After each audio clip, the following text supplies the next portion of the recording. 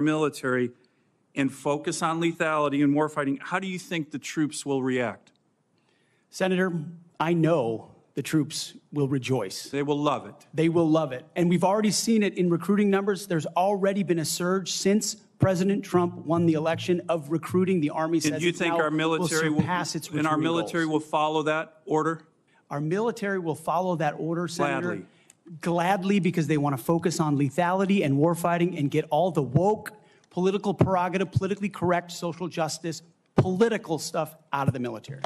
Thank you, Senator Sullivan. Thank you, Senator Mr. Kane. Thank you, Mr. Hegseth. I'm looking forward to this opportunity to talk. I want to return to the incident that you referenced a minute ago that occurred in Monterey, California in October 2017. At that time, you were still married to your second wife, correct? I believe so. And you had just fathered a child by a woman who would later become your third wife, correct? Senator, I was falsely charged, fully investigated, and completely cleared. So you think you were completely cleared because you committed no crime. That's your definition of cleared? You had just fathered a child 2 months before by a woman that was not your wife.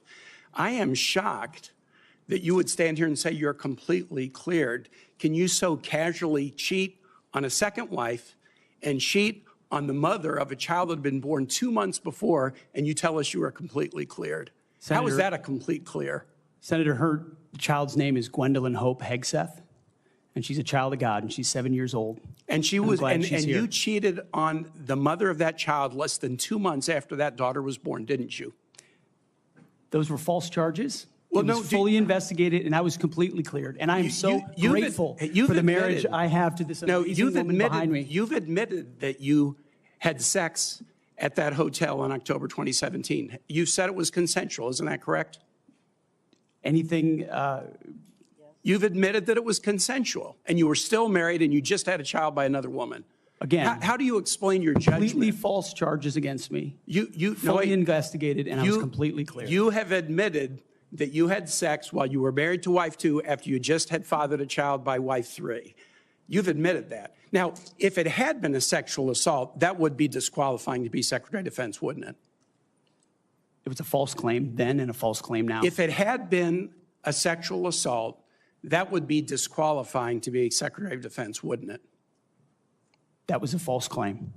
So you talking about a hypothetical. So you can't tell me whether someone who has committed a sexual assault is disqualified from being Secretary of Defense?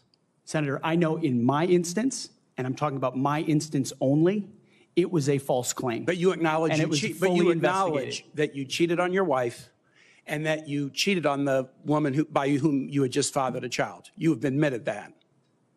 I will allow your words to speak for themselves. You're not retracting that today. That's good. I assume that in each of your weddings, you've pledged to be faithful to your wife. You've taken an oath to do that, haven't you? Senator, as I've acknowledged to everyone in this committee, not a perfect person, not claiming to be. But no, I just asked a simple question. You've taken an oath like you would take an oath to be Secretary of Defense in all of your weddings to be faithful to your wife. Is that correct? I have failed in things in my life, and thankfully I'm redeemed by my Lord and Savior, Jesus Christ. In finalizing divorces from your first and second wives, were there non-disclosure agreements in connection with those divorces? Senator, not that I'm aware of. If there were, would you agree to release those first and second wives from any confidentiality agreement? Senator, it's not something I'm aware of. But if there were, you would agree to release them from a confidentiality agreement? Senator, that's not my responsibility. Did you ever engage in any acts of physical violence against any of your wives? Senator, absolutely not. But you would agree with me that if someone had committed physical violence against a spouse, that would be disqualifying to serve as Secretary of Defense, correct? Senator, absolutely not have I ever done that. You would agree that that would be a disqualifying offense, would you not? Senator, you're talking about a hypothetical. I don't think it's a hypothetical. Violence against spouses occurs every day. And if you as a leader are not capable of saying that physical violence against a spouse should be a disqualifying fact for being Secretary of the most powerful nation in the world, you're demonstrating an astonishing lack of judgment. The incident in Monterey led to a criminal charge, a criminal investigation, a private settlement, and a cash payment to the woman who filed the complaint. And there was also a non-disclosure agreement, correct? It was a confidentiality confidential settlement agreement off of a nuisance lawsuit. Right. During an interview, you claimed that you settled the matter because you were worried that if it became public, it might hurt your career. Do you maintain that you were blackmailed? Senator, I maintain that false claims were made against me.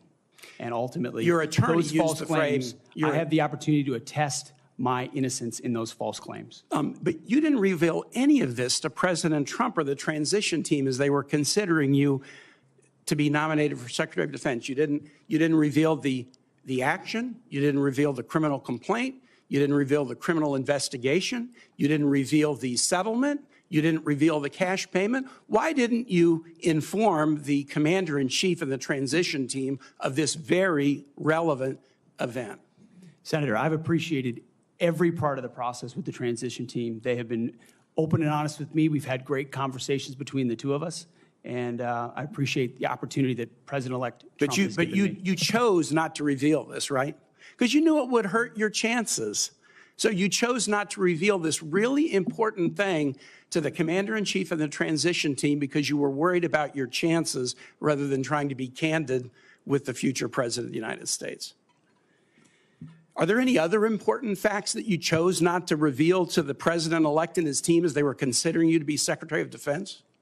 Senator, I sit here before you an open book, as everyone who's watched this process. With multiple non-disclosure and confidentiality agreements tying the hands of many people who would like to comment to us.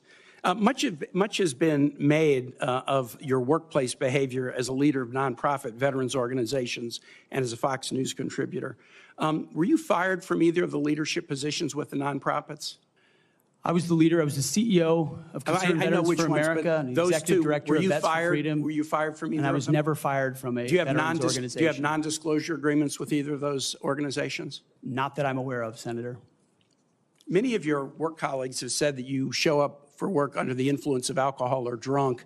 I know you've denied that, but you would agree with me, right, that if that was the case, that would be disqualifying for somebody to be Secretary of Defense. Senator, those are all anonymous false claims, and the totality they're not anonymous. The letters We've on seen, the record here. They're not anonymous. On the record, people We've who've seen worked records with names Vets attached for Freedom, to them. Concerned Vets for America, and Fox News One of your colleagues working said, hard every day on behalf of one of your mission. colleagues said that you got drunk at an event at a bar and chanted, "Kill all Muslims." Another colleague, not anonymous, we have this, said that you took coworkers to a strip club. You were drunk, you tried to dance with strippers, you had to be held off the stage, and one of your employees in that event filed a sexual harassment charge as a result of it. Now, I know you denied these things, but isn't that the kind of behavior that, if true, would be disqualifying for somebody to be Secretary of Defense?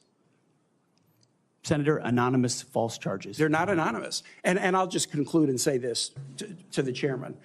You claim that this was all anonymous. We have seen records with names attached to all of these, including the name of your own mother. So don't make this into some anonymous press thing. We have seen multiple names of colleagues consistently throughout your career that have talked about your abusive actions, Chairman, I attitudes, think he's words, over and his time. statements He's to way women. over his time. I now yield. And thank you very much. I now ask unanimous consent to enter into the record a family court order concerning the appointment of parenting time between Mr. Hegseth and Mrs. Samantha Hegseth. It states that there were no claims of domestic abuse or probable evidence of abuse in the relationship. Without objection, that will be added to the record. And we now move to Senator Kramer. Thank you, Mr. Chairman. Thank you, Mr. Hegseth, for your service, for your willingness to endure this. And I'm sorry for what has been happening to you, particularly the very idea that you should have to sit there and answer hypothetical potential in somebody's imagination crimes that may take place at some point, and wouldn't that disqualify you if you were a murderer or if you were a rapist? Unfair, and I'm embarrassed for this behavior. But first, I want to say thank you for your strong proclamation, unapologetic proclamation of faith in Jesus Christ. I sat here and listened to your opening statement and thought, wow, This is a guy who in today's culture is willing to stand up and say the first thing is first, faith in Jesus Christ. And I was reminded of what Christ said in Matthew, seek ye first the kingdom of God and his righteousness, and these things shall be added unto you. You are going to have a great future as our secretary, and I look forward to that day happening. I also want to get back to, you mentioned, and it got rather dismissed quickly, pivoted, as a lot of things do. You'd mentioned that you were not able to serve with your National Guard unit in the protection of the inauguration of Joe Biden because of a tattoo, a Christian tattoo. Can you elaborate just a little bit on what is this very offensive, extremist, racist tattoo that you have? It's a tattoo I have right here, Senator. It's called the Jerusalem Cross. It's a historic Christian symbol. In fact, interestingly, recently I attended briefly the memorial ceremony of former President Jimmy Carter on the floor of our National Cathedral. On the front page of his program was the very same Jerusalem Cross. It is a Christian religious symbol. And when the events happened before preceding the Biden inauguration, I was a part of the mobilization to defend that inauguration as someone who'd been a proud supporter of Donald Trump, but also a member of the military, had orders to come to Washington, D.C. to guard that inauguration. And at the last minute, those orders were revoked. I'd never had orders revoked before. I'd been on orders to a lot of places to do a lot of difficult and dangerous things. They were revoked, and I was not told why. Later, when I wrote my book, I was able to get information that was because I had been identified. Someone who'd served in Iraq, in Afghanistan, in Guantanamo Bay, holding a riot shield outside the White House. I'd been identified as an extremist, as someone unworthy of guarding the inauguration of an incoming American president. And if that's happening to me, Senator, how many other men and women, how many other patriots, how many other people of conscience? We haven't even talked about COVID and the tens of thousands of service members who were kicked out because of an experimental vaccine. In President Trump's Defense Department, they will be apologized to, they will be reinstituted with pay and rank. Things like focusing on extremism, Senator, have created a climate inside our ranks that feel political when it hasn't ever been political. Those are the types of things that are going to change. And Senator Sullivan, you mentioned that study. After a whole study was held, extremism working group study, 100 extremists were identified in the ranks of 3 million. And most of those were gang-related. So it was a made-up boogeyman to begin with. You, Mr. Hegseth, are not the extremist. The people who would deny you your expression of faith are the extremists. They're the racists. They're the bigots. You're the one that is protecting their right to be one. Thank you for that. I want to go to another point in your opening statement, and it's summarized in this beautiful one-sentence paragraph. You said, quote, leaders at all levels will be held accountable, and warfighting and lethality and the readiness of the troops and their families will be our only focus. At that moment, in my mind's eye, I heard soldiers, airmen, Marines, sailors, guardians from the Pentagon to the Pacific and everywhere in between applaud. And they're thinking, it's about time. I can get on board with that idea. And quite honestly, and I want to get to this because I think it's so important. I would say, I don't know, just about maybe everyone, I'm trying to think of an exception to this, that wears the uniform that has ever come before this committee or that I've met with privately, publicly, that I've been on tours with, that I've traveled with, that wear the uniform, whether it's with 4 stars or no stars, agrees with that statement. And I just want to caution you, and I'd be interested in your feedback on this. You know, there's been a lot of talk about firing woke generals, creating the purge group, and all those things you and I have talked about. I would say give those men and women a chance under new leadership. You know, my favorite painting in the rotunda is of George Washington retiring his commission, establishing on day one, a man who could have been king, chose to be a civilian leader of this country.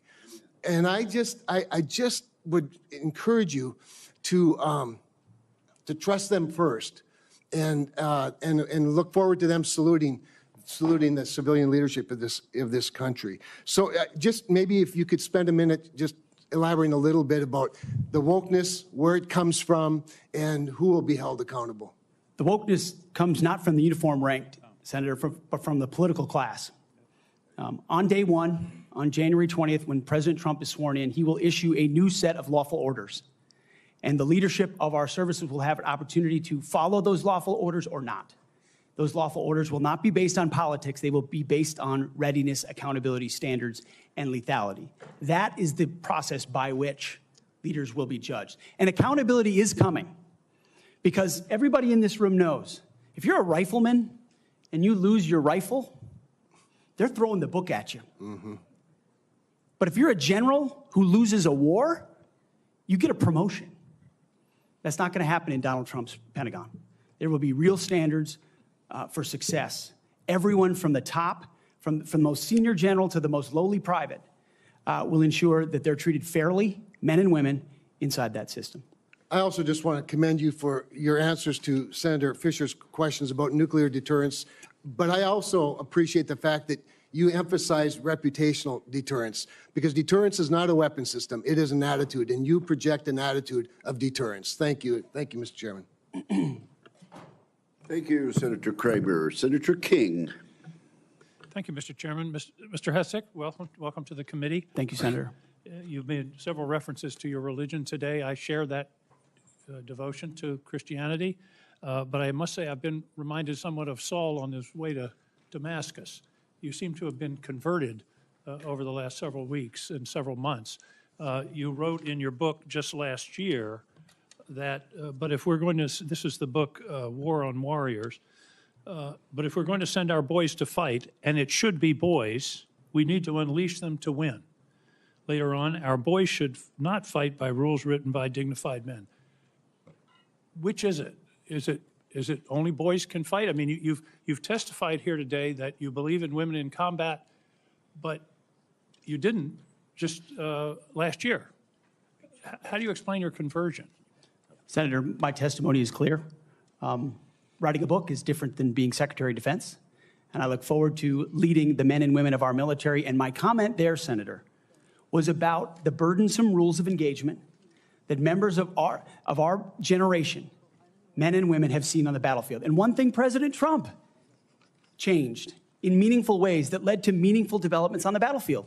When President Trump took control in the first term, ISIS was raging across Iraq. And as someone who spent a lot of time there with other men and women who invested in that mission, it was a very difficult moment to see the black flag of ISIS fly.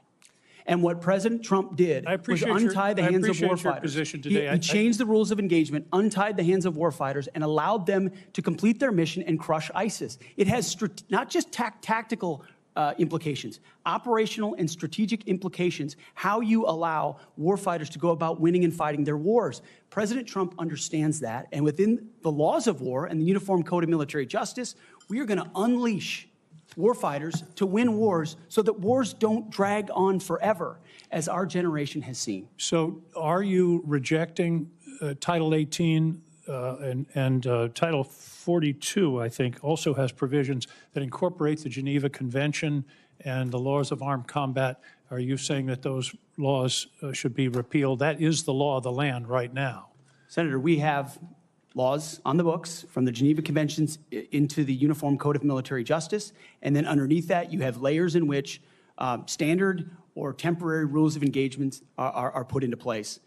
We fight enemies also, Senator, as our generation understands, that play by no rules. They use civilians as human shields. So are you saying they target that women and children? The Geneva Convention should not be observed? We follow rules. We follow rules, but we don't need burdensome rules of engagement that make it impossible for us to win these wars. You're saying two different things. You're saying we follow rules, but we don't have to follow the rules in all cases. Is that correct? Senator, I'm making an important tactical distinction that warfighters will understand. That there are the rules we swear an oath to defend, which are incredibly important, and this committee understands and helps set them. And then there are those echelons above reality, from corps to division to brigade to battalion, and by the time it trickles down to a company or a platoon or a squad level, you have a rules of engagement that nobody recognizes. And then it makes you incredibly difficult to actually do your job on the battlefield. That's the kind of assessment and look that an Army major will give to this process if I was confirmed to be the Secretary of Defense. Your quote is true understanding your of that. quote in 2024, our boys should not fight by rules written by dignified men in mahogany rooms 80 years ago. That would be the Geneva Convention. America should fight by its own rules, and we should fight to win or not go in at all. Are you saying that the Geneva Convention provisions, which clearly outlaw torture of prisoners, should not apply in the future? Senator, how we treat our wounded, how we treat our prisoners, the applications of the Geneva Conventions are incredibly important. But we would all have to acknowledge that the way we fought our wars back when the Geneva Conventions were written are a lot different than the asymmetric, non-conventional environment of counterinsurgency that I confronted in Iraq and Afghanistan. I was the senior counterinsurgency instructor in Afghanistan. My job was to understand how the Taliban and al-Qaeda operated so that NATO units coming in could be informed of what was happening. They knew our rules of engagement, and when they were more restrictive, they took advantage of them, and it put our men and women in a more dangerous and difficult place. And you believe For that future wars we fight, we need to have someone atop the Pentagon, sir, who understands how those ripple effects Well, I just want impact to the men and women understand in your uniform. position. Your position is torture's okay. Is that correct? Waterboarding, torture is no longer prohibited given the circumstances of whatever war we're in. Is that correct? Senator, that is not what I said. I've never been party to torture. We are a country that fights by the rule of law, and our men and women always do. And yet we have too many people here in air-conditioned offices that like to point fingers at the guys in dark and dangerous places, the gals in helicopters in enemy territory who are doing things that people in Washington, D.C. would never dare to do, or send, in many cases. In one of your interviews, you said they're willing to do this. You're talking about Donald Trump and Senator Cruz. They're willing to do something like waterboarding if it's going to keep us safe. Are you okay with waterboarding? Senator, the law of the land is that waterboarding is not legal. So the statement that you made, you now recant. Is that correct? They are willing to do something like waterboarding if it's going to keep us safe. You expressed that with approval. Senator, I'm very familiar with that as a concept, having spent a year at Guantanamo Bay, Cuba, guarding 700 of those that attacked us on 9/11. I just want to be clear. Are we going to abide by the Geneva Convention and the prohibitions on torture, or are we not? Is it going to depend on the circumstances? As I've stated multiple times, the Geneva Conventions are what we base ours. But what an American first national security policy is not going to do is hand its prerogatives over to international bodies that make decisions about how our men and women make decisions on the battlefield. America First understands we send Americans for a clear mission and a clear objective. We equip them properly for that objective. We give them everything they need, and then we stand behind them with the rules of engagement that allow them to fight decisively to defeat America's enemies, which is why we say I just have a few quietly and seconds left, peacefully Mr. in Hegseth, this if you could. I was very disturbed in your opening statement where you talked about the priorities that you have. We will work with our partners and allies to deter aggression in the Indo-Pacific from the communist Chinese. There's not a single mention in this statement about Ukraine or Russia. Is this code for we're going to abandon Ukraine? Senator, the president, that's a presidential level policy decision. He's made it very clear that he would like to see a end to that conflict. We know who the aggressor is. We know who the good guy is. We'd like to see it as advantageous for the Ukrainians as possible, but that war needs to come to an end. You talk a lot about deterrence of China. I would submit that Xi Jinping is watching what we do very carefully. If we abandon Ukraine, that would be the strongest signal possible to Xi Jinping that he can take Taiwan without significant resistance from this country. Thank you, Senator King. Senator Scott of Florida. Mr. Chairman, I'd like to enter into the record two letters which testify to Mr. Hegseth's leadership record at Concerned Veterans for America. The first letter submitted by Mr. Darren Selnick, a senior advisor at CFA, stated that there's been no better leader, policy champion, or fighter for the military and veterans than Pete. He was instrumental in 2014 and 2017 in ensuring that veterans had health care choice. The second letter submitted by Mr. Kason Spiro, Digital Media Director of CVA from 2015 to 2017, stated, Pete brought incredible energy, focus, and a clear vision to the organization and showed everything that the team accomplished together. And I similarly asked to submit to the record a letter from Paul J. Roberts, retired Colonel, U.S. Army Special Forces, speaking to the unwavering integrity of Mr. Hegseth. Is there objection? Without objection, those three will be admitted. Senator Scott. All right. First, congratulations on your nomination. Thank you, Senator. And thank you for being willing to serve our nation.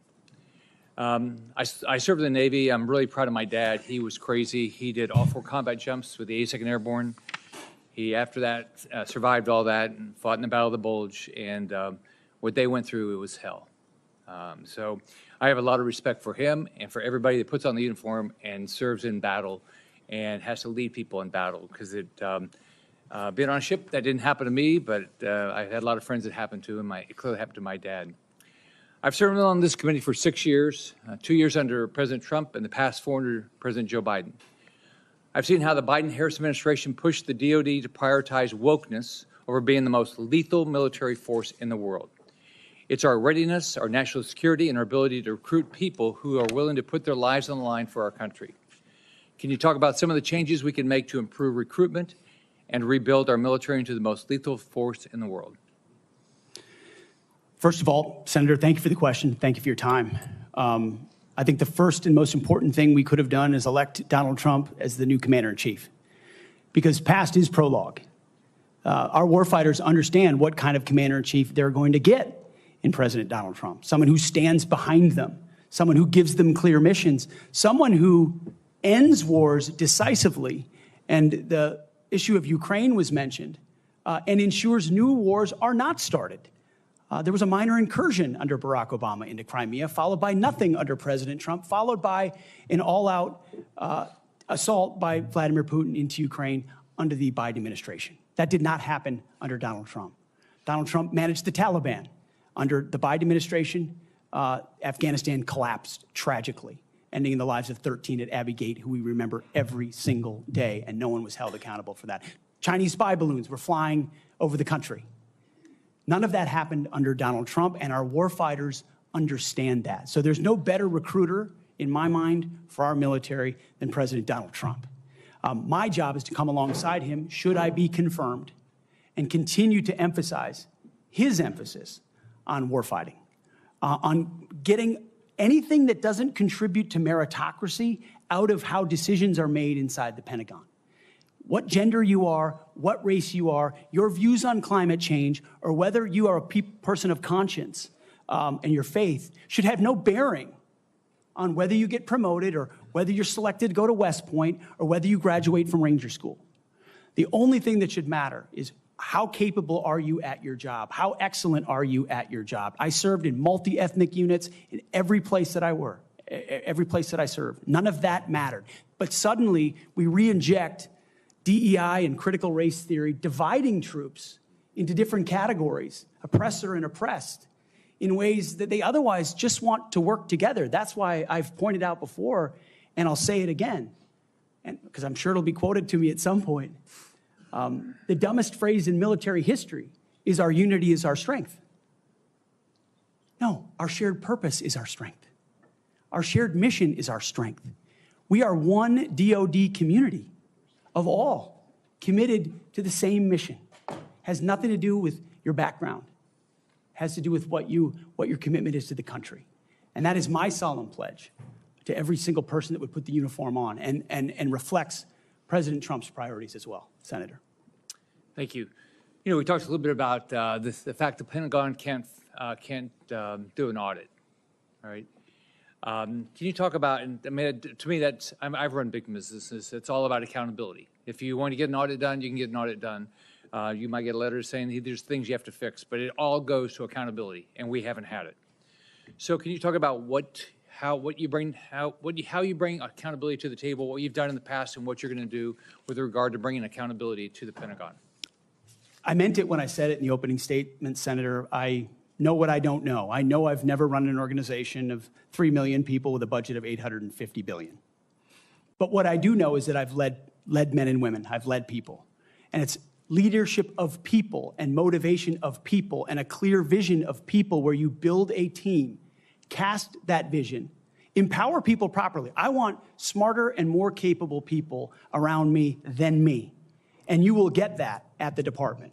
I cast the clear vision, build the plan, work it. We set the metrics, and everyone is held accountable. I know our incoming businessman president believes in accountability and holding people accountable. That will happen at the Pentagon. I mean, this has been a problem for a long time. Secretary Rumsfeld gave a speech on September 10th, 2001 that's mostly forgotten. But it was about the need for acquisition reform, cutting tail to give to teeth to warfighters. And then 9/11 happened. And these are problems that have been persistent for a long time. But now we have new threats.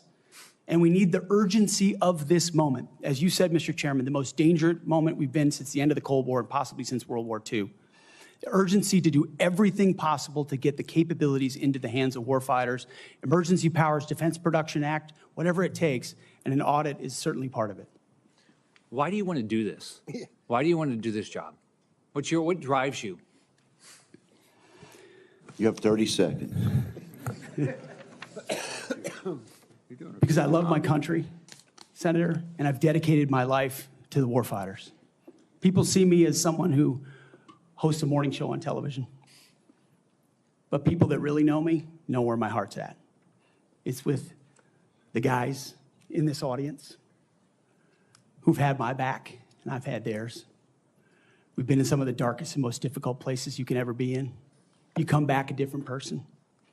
And only by the grace of God am I here before you today. I'm doing this job for them, for all of them. Thank you, Mr. Hegseth. Senator Warren. Thank you, Mr. Chairman. And Mr. Hegseth, thank you. Thank you for your service.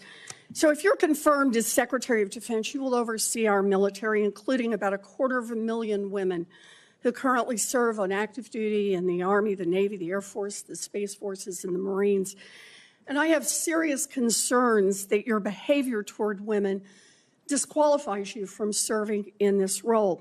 Now, I've been trying to get answers from you for quite some time on this. You haven't wanted to meet or to answer any of my questions, so we'll just have to do it here and dive in.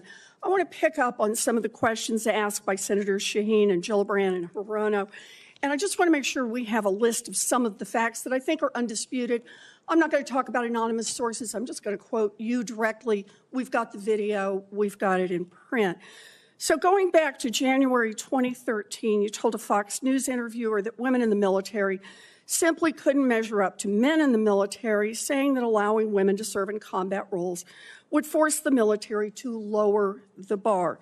You picked up on that same theme in 2015, making remarks on Fox News, referring to women in combat as, quote, it would erode standards.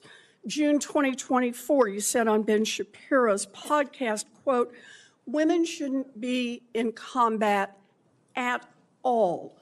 And then, of course, we've talked about it in 2024. You published a book, and you say on page 26 of your book, we need moms, but not in the military, especially in combat units. Page 48 of your book, you claim that women should not be in combat roles because men are distracted by women. And then 10 weeks ago, you appeared on the Sean Ryan show and said, I'm straight up just saying we should not have women in combat roles. Now, I presume you recall making all these statements? Senator, I'm not familiar with the article you're pointing to in 2013, but it underscores my argument completely, because in that 2013 argument, I was talking about standards. No, standards are what it's always been about, let's not Senator. have this same fight again. Always been about Senate I've quoted standards. you directly. We've got the video. We're happy to show it. But I want to be clear here. For 12 years, you were quite open about your views, and your views were consistently the same. Women are inferior soldiers, sailors, Marines, airmen, and guardians. And in case anyone missed the point, and these are your words from 10 weeks ago, women absolutely straight up should not be permitted to serve in combat. And I notice on each of these quotes, Those are said without qualification. It's not by how much you can lift or how fast you can run. They don't belong in combat, period, or your words, straight up.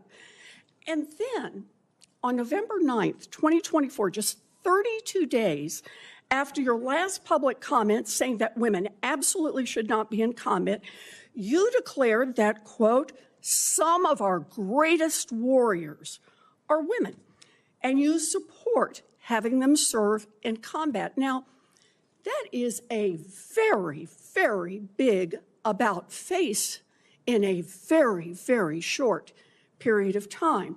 So help me understand, Mr. Hegseth, what extraordinary event happened in that 32-day period that made you change the core values you had expressed for the preceding 12 years?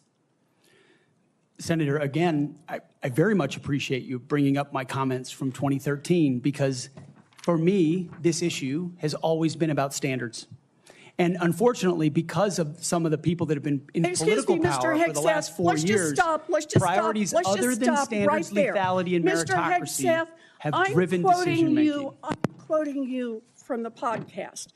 Women shouldn't be in combat at all. Where is the reference to standards? That they should be there if they can carry, if they can run? I don't see that at all, Mr. Hegseth. What I see is that there's a 32-day period in which you suddenly have another description about your views of women in the military. And I just want to know, what changed in the 32 days that the song you sang is not the song you come in here today to sing? Senator, the concerns I have and the concerns that many have had, especially in ground combat units, is that in pursuit of certain percentages or quotas, standards have been changed. And that makes the combat more difficult let me make a for everybody suggestion involved. about what happened in that 32 days. You got a nomination from President Trump. Now, I've heard of deathbed conversions, but this is the first time I've heard of a nomination conversion. And I hope you understand that many women serving in the military right now might think that if you can convert so rapidly your long-held and aggressively pursued views in just 32 days, that 32 days after you get confirmed, maybe you'll just reverse those views and go back to the old guy who said straight up, women do not belong in combat. Now, Mr. Hegseth, you have written that after they retire, generals should be banned from working for the defense industry for 10 years. You and I agree on the corrosive effects of the revolving door between the Pentagon and defense contractors. It's something I would have liked to talk to you about if you'd come and been willing to visit with me. But the question I have for you on this is, will you put your money where your mouth is and agree that when you leave this job, you will not work for the defense industry for 10 years? Senator, it's not even a question I've thought about, because it's not about one it right that, now. It's not one, my motivation for this job I understand has never that. I been just about need what a could yes or no conceivably here. come next. Time is short. I just need a yes or no. I would consult with the president about what the policy should be In at the Defense other Department. words, you're quite sure that every general who serves should not go directly into the defense industry for 10 years, but you're not willing to make that same pledge? I'm not a general, Senator. You'll be the one, let us just be clear, in charge of the generals. So you're saying sauce for the goose, but certainly not sauce for the gander? I would want to see what the policy of the Oh, president I'll is. bet you would. Thank you, Senator Warren. Senator Tuberville. Thank you, Mr. Chairman, and thanks for your hard work and your committee's hard work, Mr. Chairman. This has gone well. I'd like to submit this letter, topic conduct at Vets for Freedom for Hegseth. I'd like to submit that for the record, please. Without objection. Mr. Hegseth, thanks for being here today and with your family. I know this is tough. That's what it's all about, though. You're a tough guy. Been here for a while. Never seen this many people that here for a support of a nominee. That's impressive. I met with a lot of them yesterday, and they are very passionate. So thank you for willing to take this on, and congratulations on your nomination. I'm worried about recruiting. I mean, we can look at everything out there and talk about all these things, these narratives, but at the end of the day, I came from a team sport where the players actually won the games. And that's what's going to happen here. You're not going to win the game.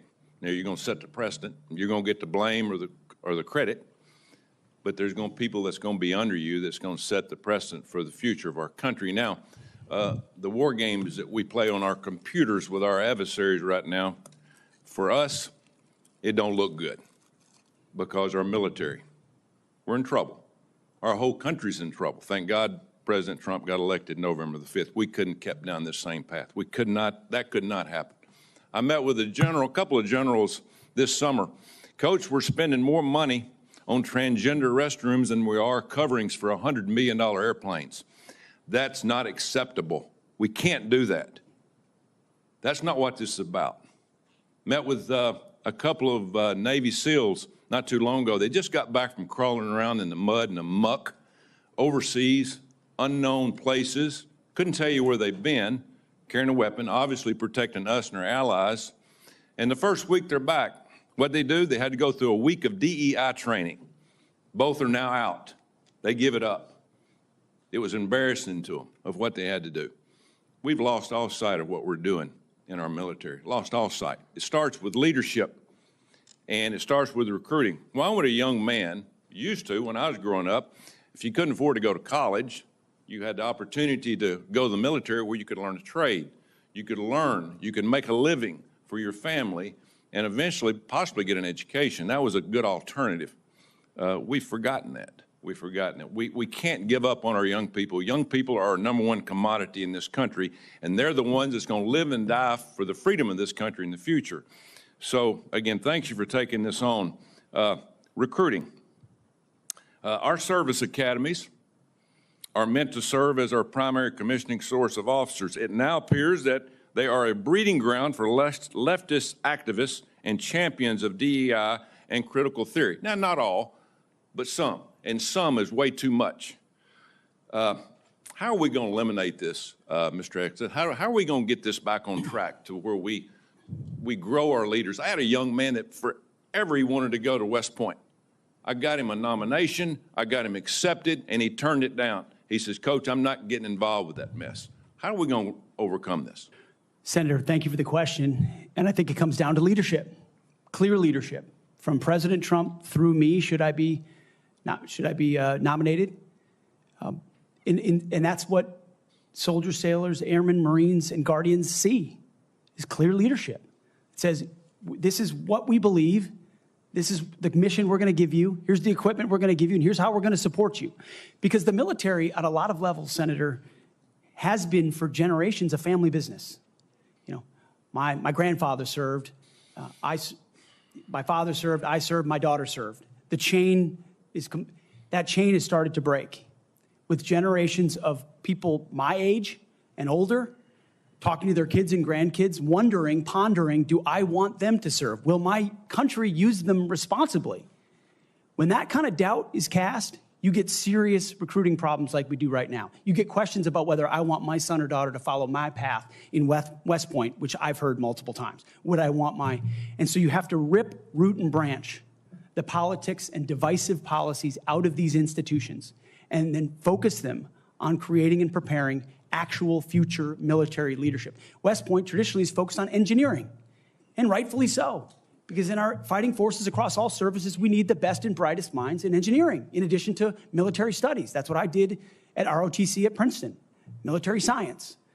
And we need more uniformed members going back into West Point, the Air Force Academy, the Naval Academy, as a tour to teach with their wisdom of what they've learned in uniform, instead of just more civilian professors that came from the same left-wing woke universities that they left, and then try to push that into service academies. When that changes, Senator, I truly believe under Donald Trump, we will have a recruiting renaissance. That sends signals to the world, to our enemies and our allies alike, that is America's back. And thankfully, then we have the men and women of our country willing to want to serve. Thank you. And it's about attitude, too. And I love your attitude. You've got to be motivated. You've got to understand that people, they will hook up with you. They will understand and learn under their leaders. Why would you fight for a country that you don't love? That's what I keep hearing from a lot of our college kids that they're getting from these woke universities that they go to. Now, and I worked at a lot of them. That is one of the excuses I get from our kids.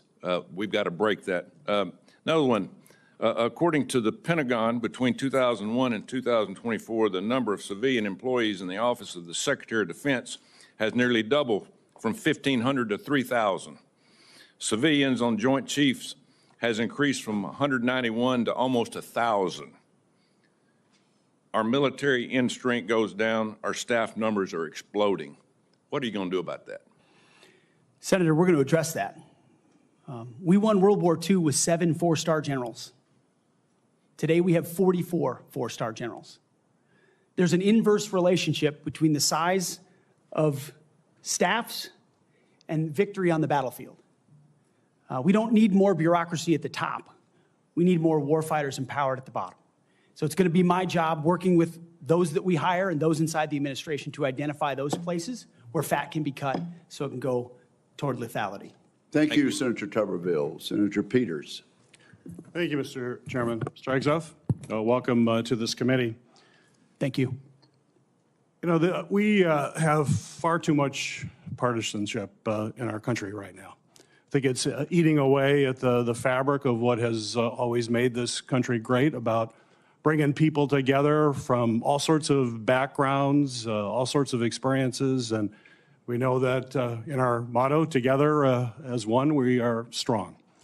And so we in this committee, and certainly I speak for myself, but I think I speak for many of my colleagues, want to take partisanship out of this proceeding as much as we can. I'm not naive. It's out there. I get it.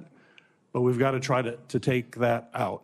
And I want you to know that as a member of this committee, I have voted in a bipartisan way for secretaries of defense. I voted for 2 secretaries of defense when Donald Trump was previously president. We had those 2. We had, I think, 5 total secretaries of defense during that 4-year period. So we want to keep that in mind as to what we might see in this coming administration. But I voted, and we voted by a big margin for those folks as well. But part of that was the process and having an opportunity to get to know the person and understand their qualifications and understand the standards. You know, I made repeated requests to meet with you prior to this meeting. I know many of my other colleagues also wanted to meet with you. I did that with the other nominees that I was happy to vote for. I thought they were highly qualified individuals and true professionals.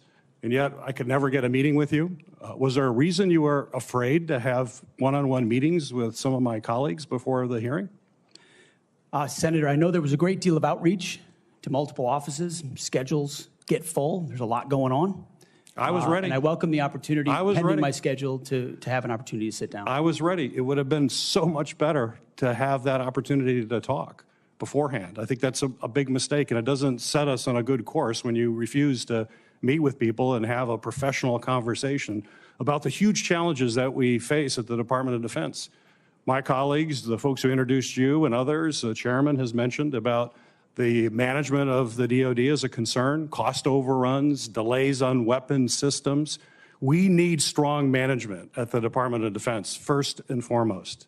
We've got to have someone who's going to grab the reins and give the taxpayers value for having the most lethal fighting force in the world that defends freedoms, but we've got to do it in an efficient way.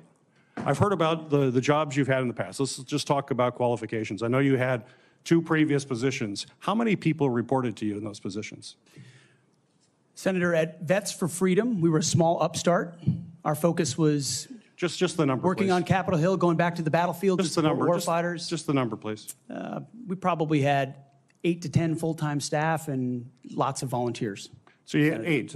Has there been any other? We've heard about the 2, and certainly there's been a lot of talk about the mismanagement, et cetera, et cetera. I'm just curious. I won't go into that. Just curious. So you had 8 there. What's the largest number of people you've ever supervised or had in an organization in your career? Not 3 million. Senator. No, I don't expect that. No one, very few people have ever had that experience, but how many? It's a straight up question. I think we had over 100 full-time staff at Concerned Vets for America, roughly, with thousands of volunteers. So 100 I was people. also a headquarters company commander, which would have been Okay, that's fine. a couple of hundred. Couple- Nothing remotely near the size of the Defense Department, Right. I would acknowledge that. Actually, Senator. not remotely near even a medium-sized company in America, let alone a big company in America, especially a major corporation. And we're hiring you to be the CEO of one of the most complex, largest organizations in the world. We're the board of directors here. I don't know of any corporate board of directors that would hire a CEO for a major company if they came and said, you know, I supervised 100 people before.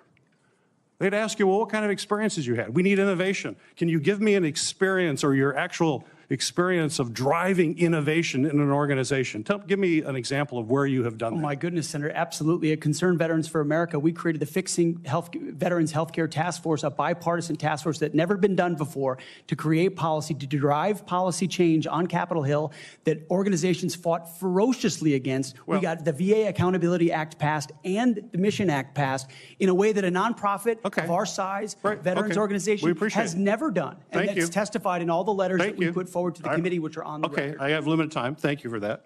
Give me an example of where you've driven down cost. I've heard the examples that Senator Blumenthal gave. The cost was a real problem for you in your 50-person organization that you actually raised a lot less than what you actually spent. Did you drive costs down? If in a 50-person organization, let me tell you, we've got to drive costs down dramatically in an organization of 3 million people and hundreds of billions of dollars. You don't have that experience that you can talk about. To me, this is, or acquisition reform. Acquisition reform, you bring that up. Have you had experience in acquisition reform? I've written about and studied on acquisition reform. Have you for quite actually some done time. it? Because what we need in the hands of our warfighters better change because we're not doing it well right now. It better, and we need people who have experience actually doing that. You know, you talk about standards. Again, I'm going to go back to CEO of the most complex organization in the world. I don't think there's a board of directors in America that would hire you as a CEO with the kind of experience you have on your resume. You talk about standards. You talk about raising or lower, that we have a problem of standards in the DOD, and we have to raise standards for the men and women who serve. Do you think that the way to raise the minimum standards of the people who serve us is to lower the standards for the Secretary of Defense, that we have someone who has never managed an organization more than 100 people is going to come in and manage this incredibly important organization and do it with a professionalism and has no experience that they can tell us that they have actually done that? I have real problems with that. This is not about other issues that are brought up. They're all very important. I'm just about trying to get things done, managing efficiently, and having the best people who have demonstrated that in a large organization. And I'm sorry, but I don't see that in your background. There are a lot of other things you can do very well. You're a capable person, but you have not convinced me that you're able to take on this tremendous responsibility with a complex organization and having little or no significant management experience. Senator, I'm grateful to be hired by one of the most successful CEOs in American history, should I be confirmed. Mr. Hegseth, it seems to me that you've supervised far more people than the average United States senator supervises typically.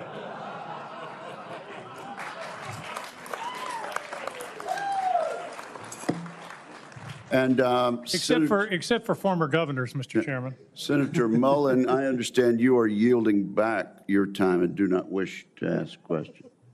I was misinformed. Senator Mullen, okay. that's right. Caught me totally off guard there. I'd like to submit for the record signatures by 32 members of the House of Representatives who are veterans. The signatures call on the Senate to honor the constitutional duty of advise and consent by conducting a fair, thorough confirmation process that evaluates his nomination solely on the substance and merits. His distinguished military service, academic credentials, and a bold vision for revitalizing the national defense. I ask unanimous consent to enter into the record. Without objection.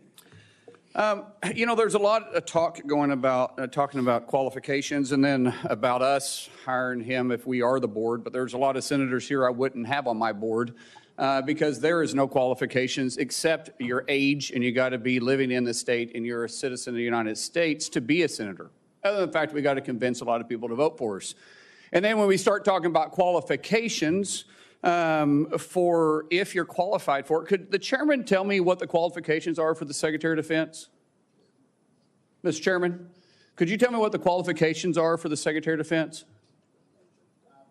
I'd be happy I'll read it. for you to do that. Yeah. Let me read it for you because I Googled I it. was getting some advice from my second in command. Yeah, but I'm just making a point because there's a lot about qualifications, and I think it's so hypocritical of senators, especially on the other side of the aisle, be talking about his qualifications, not being able to lead the secretary or be the Secretary of Defense, and yet your qualifications aren't any better. You guys aren't any more qualified to be the senator than I'm qualified to be the senator, except we're lucky enough to be here. But let me read you what the qualifications of the Secretary of Defense is, because I Googled it, and went through a lot of different sites, and really it's hard to see. But in general, the U.S. Secretary of Defense position is filled by a civilian. That's it. If you have served in the U.S. Army Forces and have been in the service for, you have to be retired for at least 7 years, and Congress can weigh that. And then there's questions that the senator from Massachusetts brought up about serving on a board inside the military industry, and yet your own secretary that you all voted for, Secretary of Austin, we had to vote on a waiver because he stepped off the board of Raytheon. But I guess that's okay because that's a Democrat Secretary of Defense. But we so quickly forget about that. And then Senator Kaine, or I guess I better use the senator from Virginia, starts bringing up the fact that what if you showed up drunk to your job? How many senators have showed up drunk to vote at night? Have any of you guys asked them to step down and resign from their job? And don't tell me you haven't seen it because I know you have. And then how many senators do you know have got a divorce before cheating on their wives? Did you ask them to step down? No. But it's for show. You guys make sure you make a big show and point out the hypocrisy because the man's made a mistake. And you want to sit there and say that he's not qualified? Give me a joke. I mean, it is so ridiculous that you guys hold yourself as this higher standard and you forget you got a big plank in your eye. We've all made mistakes. I've made mistakes. And Jennifer, thank you for loving him through that mistake. Because the only reason why I'm here and not in prison is because my wife loved me too. I have changed, but I'm not perfect. But I found somebody that thought I was perfect. And for whatever reason, you love Pete, and I don't know why. But just like our Lord and Savior forgave me, my wife's had to forgive me more than once too, and I'm sure you've had to forgive him too. And so thank you. So before I go down this rabbit hole again, tell me something about your wife that you love. She's the smartest, most capable, loving, humble, honest person I've ever met. In addition to being incredibly beautiful. Don't forget about your kids. I'm supposed to talk about my kids? No, well, she's also the mother. Oh, an amazing mother. Yes. Of our yes. blended family of 7 Brother, kids. I'm pulling you which love along. her. I'm trying to help you here. Do you believe that you're going to be running the Secretary or the Department of Defense by yourself? Senator, absolutely not. Just as President Trump is assembling his cabinet, I look forward and already am in the process of building one of the best possible teams you can imagine with decades and decades of experience outside of the Pentagon, driving innovation and excellence, and also inside the building, knowing how to make it happen. Yes, sir. So, in your organizations that you did have the privilege of running, did you have a board that you... In both organizations, we had a board, yes. Okay, and what did you do with that board? What kind of decisions did you make with them? those boards provided oversight and insight into decision-making. They all have special, unique sets that maybe filled gaps that you're not the expertise in? Yes, sir. So do you believe you're capable of surrounding yourself with capable individuals that you're going to be able to run those same ideas by, and surround yourself with people that are smarter and better equipped in maybe areas that you don't necessarily carry those expertise with? Senator, the only reason I've had success in life, to include my wonderful wife, is because of people more capable around me and having the self-confidence to empower them and say, hey, run with the ball, run with the football, take it down the field. We'll do this together. I don't care who gets the credit. And in this case, that's how the Pentagon will be run. Let's end with this, Mr. Chairman, about the qualifications. You got a man who has literally put his butt on the line, who served 20 years in the service, multiple deployments, has heard the bullets crack over the top of his head, has been willing to go into combat, been willing to see friends die for this country. And he's willing to still put himself through this. His wife is willing to still stand beside him, knowing he wasn't perfect, knowing that all this was going to be brought up, and he's still willing to serve the country. What other qualifications does he need? That I yield back. Thank you, Senator Mullen. Senator Duckworth. And again, we really are going to strictly enforce the rule about no demonstrations or noise. The distinguished ranking member. Just a point of personal privilege to make a correction. The reason that General Austin required a waiver was not because of his participation in a corporate enterprise. It was because he did not have 7 years of interruption between his service and his appointment. Second point is that if any of us were appointed as Secretary of Defense, we would be subject to the same types of questions. And the case in point is Senator John Tower was nominated for Secretary of Defense. It was discovered by his colleagues that his behavior was not commensurate with the responsibilities despite his service, and he was voted down. Thank you.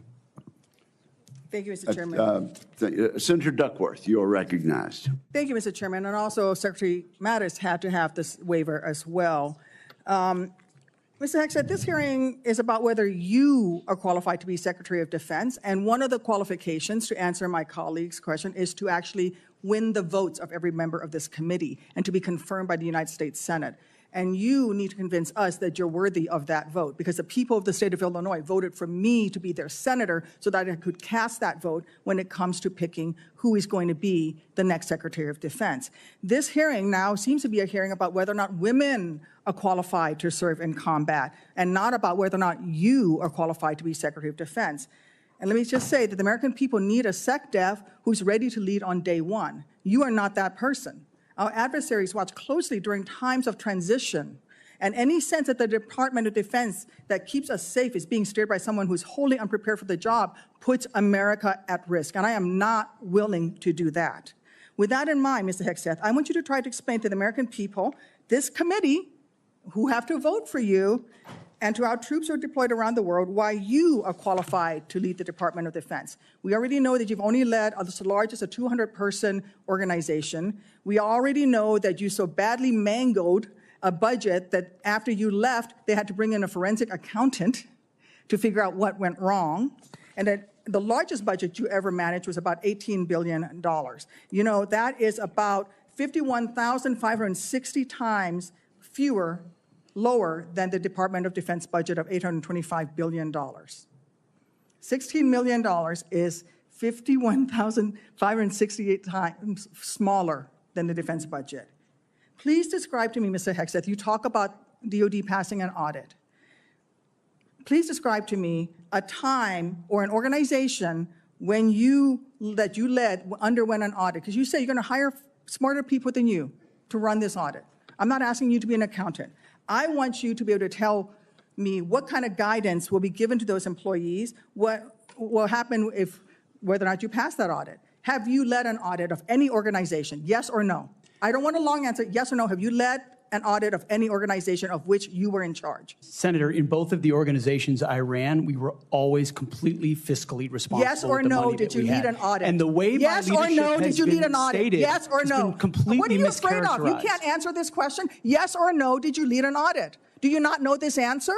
Senator, every Yes or part no? of my leadership Yes of these or no? organizations Yes has or been no, did you lead an audit? misrepresented I will from take top that as to a bottom. no. What were the findings? So there were no findings because you've never led an audit. What guidance did you give the auditors? None, because you've never led an audit. Nobody expects you to be an accountant, Mr. Hegseth. What we expect is for you to understand the complexity of this Pentagon budget process that is absolutely necessary to outfit our warfighters. Look, the Secretary of Defense is required to make quick decisions every single day that, well, with high-level information that's being provided for them. A Secretary of Defense has to have breadth and depth of knowledge. Right now, I am concerned that you have neither. Mr. Hegseth, what is the highest level of international negotiations that you have engaged in, that you have led in? Because the Secretary of Defense does lead international security negotiations. There are three main ones that the Secretary of Defense leads and signs. Can you name at least one of them? Could you repeat the question, Senator? Sure. What is the highest level of international security agreement that you have led? And can you name some that the Secretary of Defense would lead? There's three main ones. Do you know? I have not been involved in international security arrangements because I have not been in government other Okay. than serving in the military. So my job has been So to no, the lead answer is no. men Can and you women in name one of the combat. three main ones that the You're Secretary talking of about Defense defense signs? arrangements. I mean, NATO might be one that you're referring to. Status of Forces Agreement would be one of them. Status of Forces Agreement. I've been a part of teaching So- about Status of Forces Agreements. But you don't inside remember to Afghanistan. mention it? You're not qualified, Mr. Hegseth.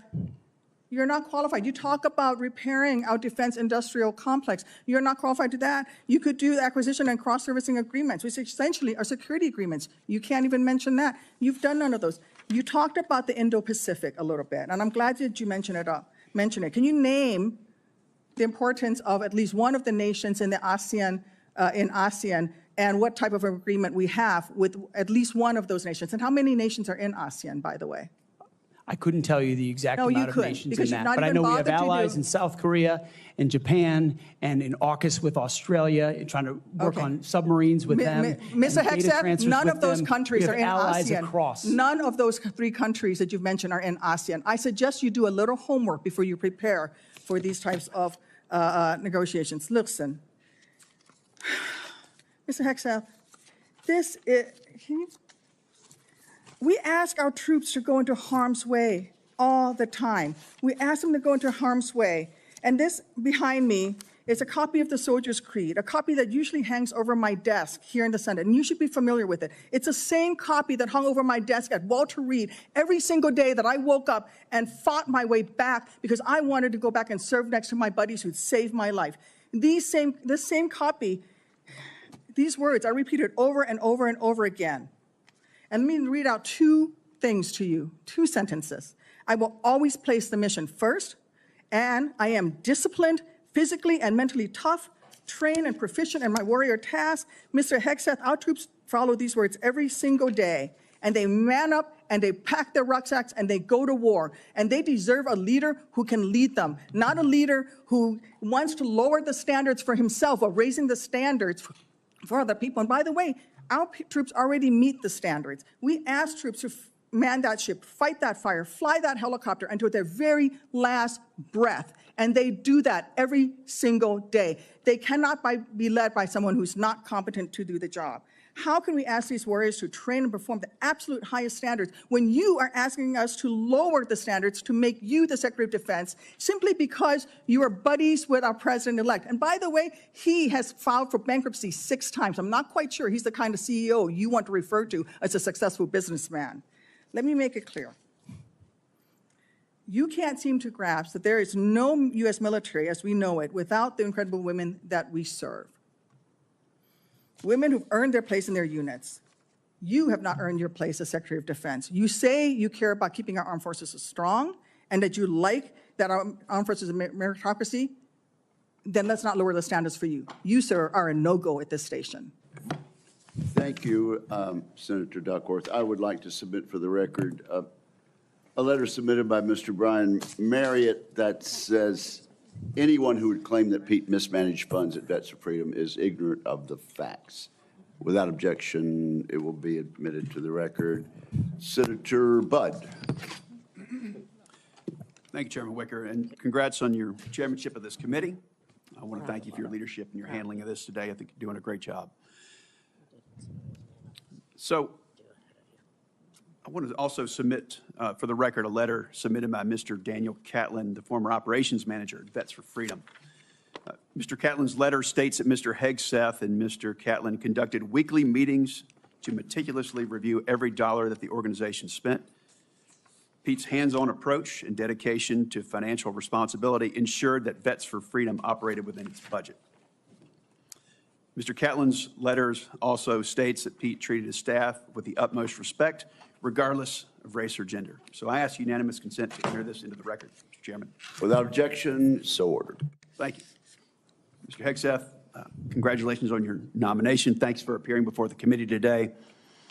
I enjoyed meeting you in my office before Christmas, and I've enjoyed our friendship before that.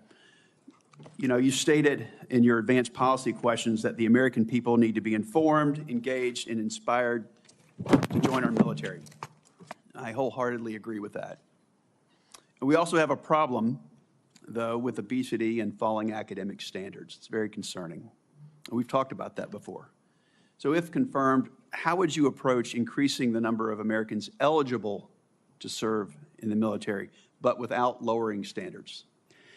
Well, Senator, I think there are already, to the credit of, I believe, the Army and other services have now caught up to that, which have piloted programs that have had some success, that have allowed young Americans who want to serve in the military but can't necessarily pass the ASVAB or pass the APFT to get into basic training, an opportunity to get caught up, a preparatory class. Sure.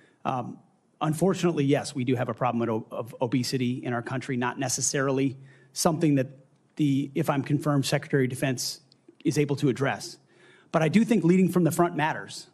I do think having a Secretary of Defense that will go out and do PT with the troops matters, that has been out there and done that before. And hopefully that's a motivating factor for young people. But the reality of obesity and criminal backgrounds and medical problems have long been an issue of recruitment in America, unfortunately.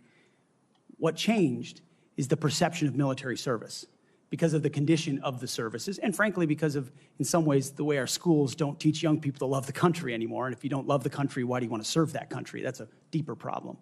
But all of those things need to be addressed to revive recruiting, and obesity is certainly a part of it. Thank you for that. So I've had multiple conversations with young folks back in North Carolina, young men, young women, and we get to meet a lot of them. But, you know, I hear from some of these folks who I encourage to join the military. They say that they're concerned that it's become politicized. And if confirmed, would you commit to working with my office to address the military recruiting crisis and ensuring the military is focused on warfighting? Senator, absolutely. Number one, from day one, with a mandate from the Commander-in-Chief,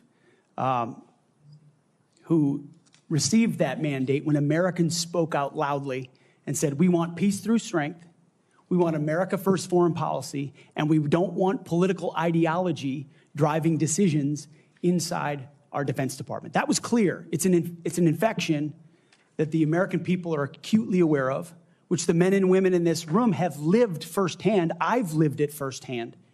And that's why it will be a priority. And I truly believe, and I'm humbled by this, the response we've already seen from young men and women who've decided to join the military when they had said, I wasn't going to.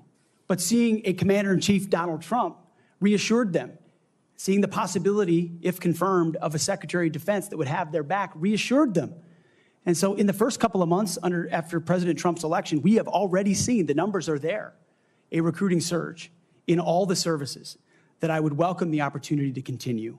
And it's humbling to think that families across this country would have confidence in us to deliver for their young men and women. There's no more important task. Thank you for that. So shifting gears a bit, I want to hear some of your thoughts on the growing fighter aircraft capacity gap with China and what this means for a potential fight in the Indo-Pacific. So if confirmed, what policy recommendations will you make to the President on procurement and maintenance of 4th and 5th generation fighters while we continue to research and develop 6th-generation and collaborative combat aircraft?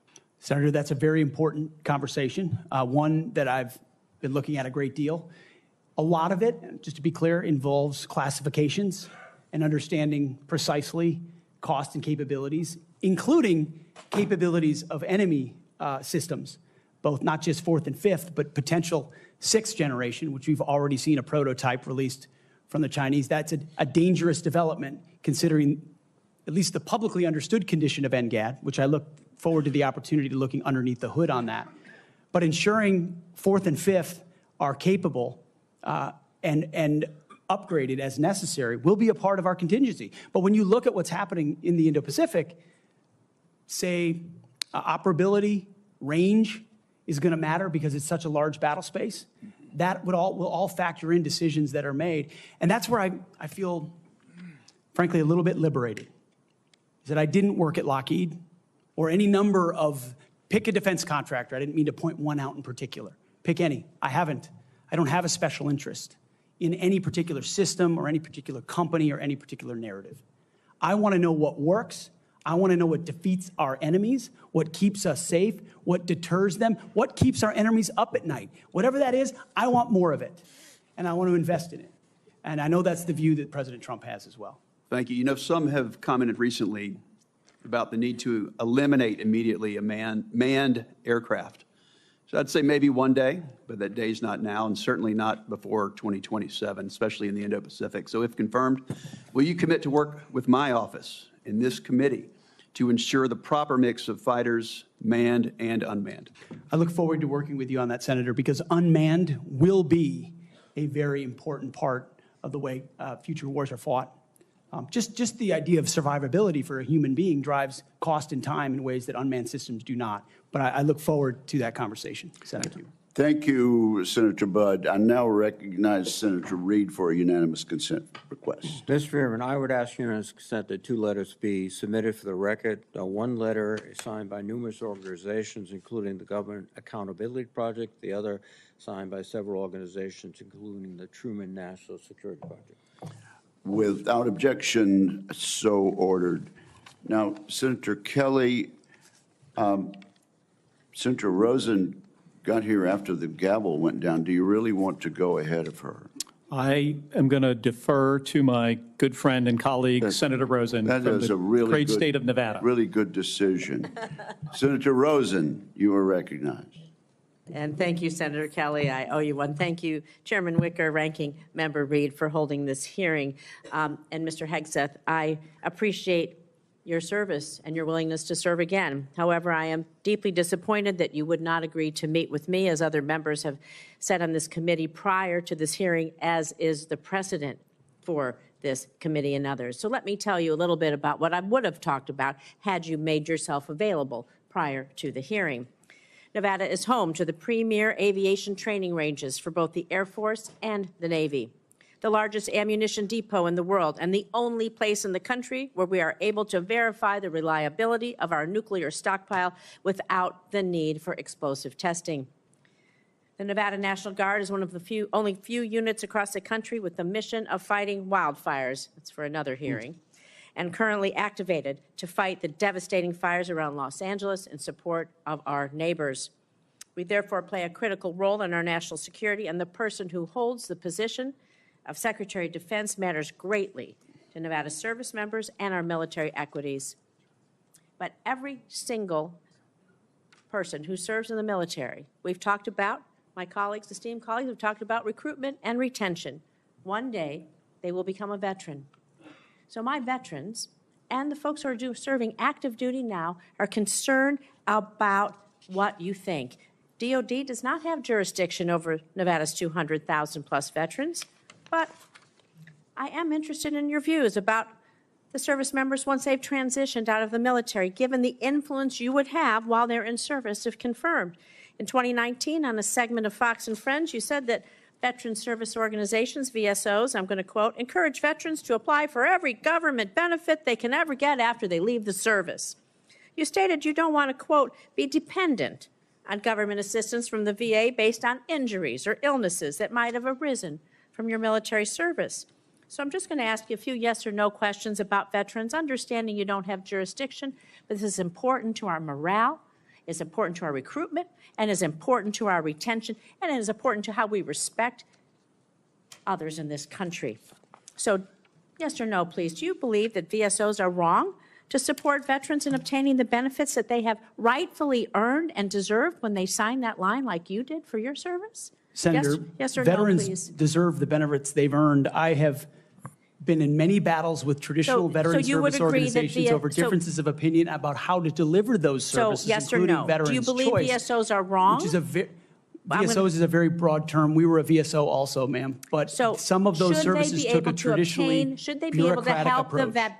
the veterans obtain the benefits that they have earned? Yes or no? Should anyone be able to help? Every veteran should have rapid thank you. access to Do you all the believe that benefits veterans that they've should be earned. ashamed for Absolutely. having sought and obtained the benefits that they have earned? Do you think veterans should be ashamed to seek out benefits? Senator, I think Yes or we no? should be ashamed as a nation of the amount of veterans that commit You think suicide veterans because they hit a brick should be wall. ashamed? They commit suicide because This is they hit not a the brick question, wall sir. of the I'm going to bureaucracy move on. of the I'm going to VA. take that And as a reformers yes. are not courage enough. How about veterans who suffer lasting Take it on. injuries or illnesses due to their military service? Do you think they deserve our support and assistance? I mean, your answers to these, they're too broad. People want to know, are you willing to support our veterans organizations that will help our veterans get every damn thing that they deserve because they signed on the dotted line to keep us safe, just like you did? I respect that. Will you? Senator, with all due humility, I don't know that there's anyone in this room over the last 20 years that have worked harder to ensure that our veterans are taken care of. It has So been do a you think passion veterans of are my life, dependent on the- alongside with so many on this dais, to make sure that veterans receive, and it is a recruiting crisis. But you When said that veterans veterans are not treated dependent well, on the government. they don't You want said their veterans are sons and daughters dependent to on the join. government. Do you believe that veterans getting these benefits are dependent on the government? Or do you believe it's a benefit they've earned and deserved through their service? It's a Are they benefit they've dependent? earned Then- and a hand up to But the these are next your chapter of their words life. then. So you have again Absolutely. changed your position. Where you believe the veterans are dependent, now you believe they've earned and deserved it. I just think it's disrespectful to change that position. These are benefits that people may need throughout their life and may not know when they need them or how they're going to need them, and they need to be there when they do. Thank you. I'm going to move on to my next question. America's role in the world. Our alliances, the threats America's facing, they're serious, they're wide-ranging, from China to Russia to Iranian-backed terrorism. So do you agree with the National Defense Strategy that the U.S. cannot compete with China, Russia, and their partners alone, and certainly cannot win a war that way? And this is a quote from the National Defense Strategy. Is your interpretation that American first foreign policy is America alone? Does that include abandoning our allies and partners such as NATO, Taiwan, Israel, and others? And if we can't win alone and we don't strengthen our strategic partnerships, I would say that position, your position, places on a strategic path to lose to our adversaries. So maybe you're okay with choosing that path for America. I want to know how you square that position with the positions you articulated in your book, where you wrote that NATO is at relic, at best a distraction, and should be scrapped and remade. Are you okay with sending us down a path where we can't win? Senator, the world has had, our friends in the world have had no better ally. Our allies and partners have had no better friend than President Donald Trump, who's I'm not talking reinvigorated about a NATO President alliance, Donald Trump. who's I'm stood talking about behind your Israel words. in every way, in ways this administration has not. He has ensured that the NATO alliance has become far more robust. He worked, Donald Trump going to with stand allies behind in the Ukraine? Pacific as well. Is Donald Trump going to stand behind Ukraine? Are you going to stand behind Ukraine? You say he's the strongest president. President-elect Trump said he will end the war in Ukraine before he takes office. Okay, it's less than a week before he's inaugurated, to the best of your knowledge. Do you have knowledge of a plan that he's going to use to rapidly end the war with Ukraine? Do you believe it's feasible, that it does not make unacceptable concessions to Vladimir Putin, who is a brutal dictator? And are you going to give President-elect Trump the military advice that you have given others to achieve the objective of us winning the war in Ukraine? How do you think a rapid end to the war that Vladimir Putin started will affect the United States standing across the world? Senator, I will always give clear guidance, my clear guidance, best guidance to the President of the United States on matters like that. do you think that if we concede to Vladimir Putin, that that will hurt our credibility with our allies and partners? And do you not believe that our adversaries are watching? Perhaps you can take that for the record, Mr. Hegseth. Senator Schmidt.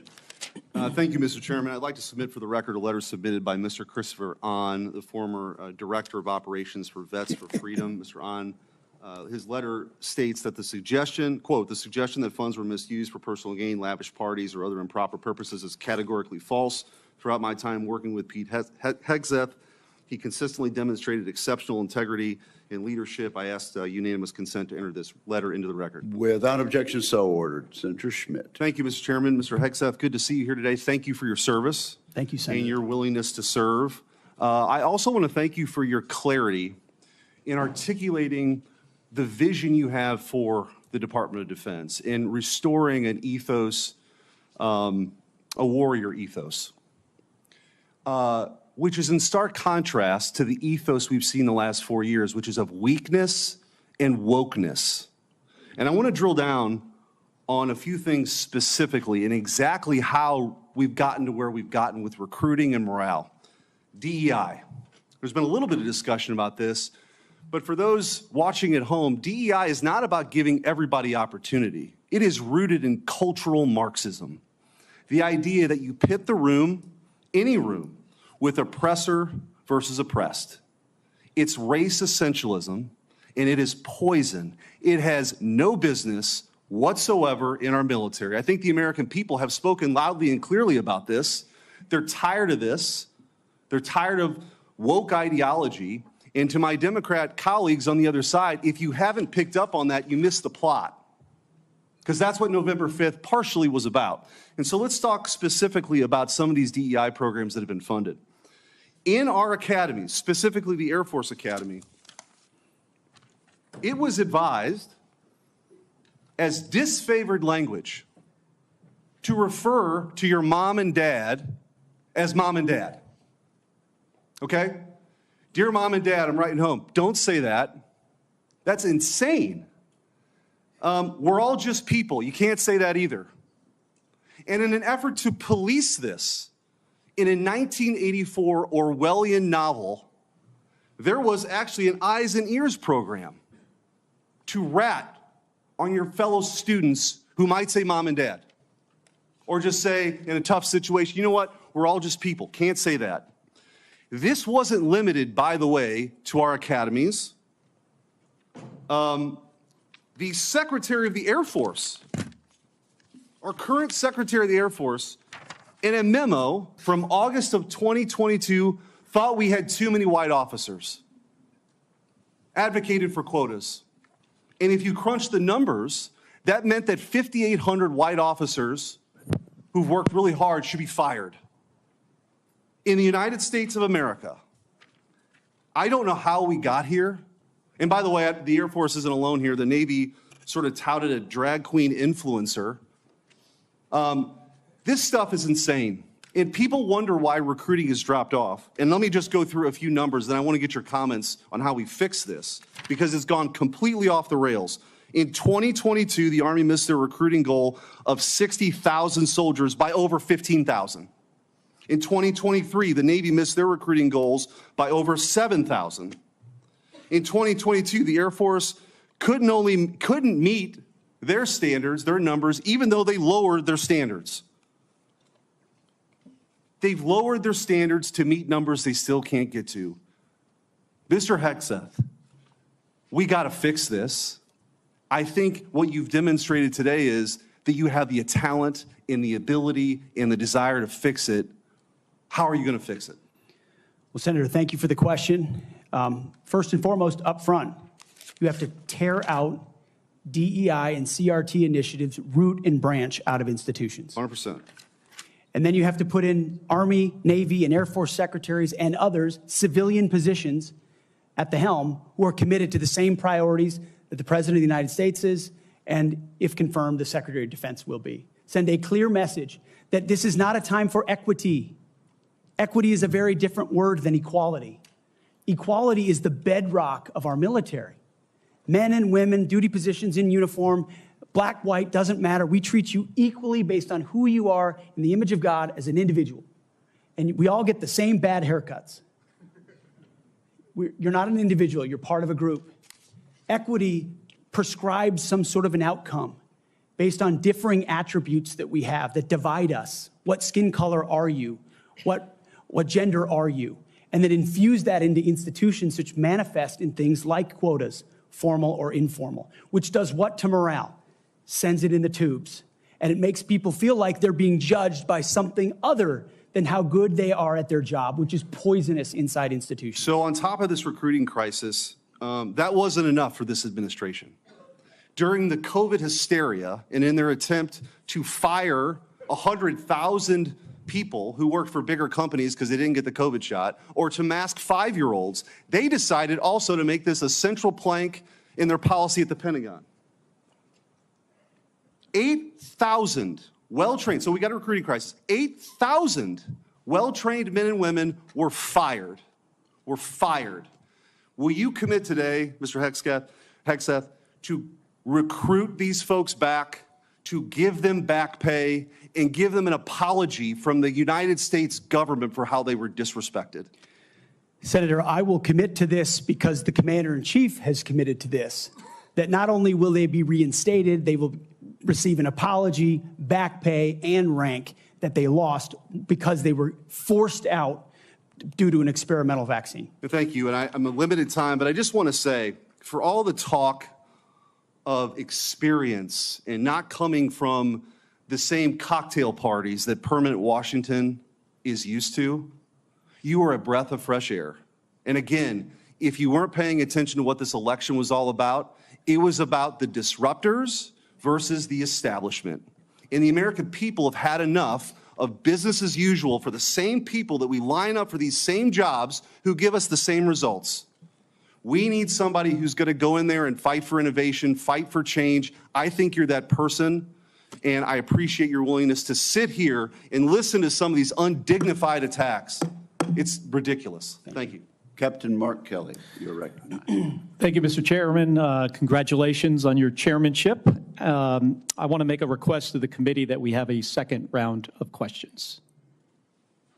Pursuant to the bipartisan staff agreement that we reached late last year, this will be one round of 7-minute questions. All right.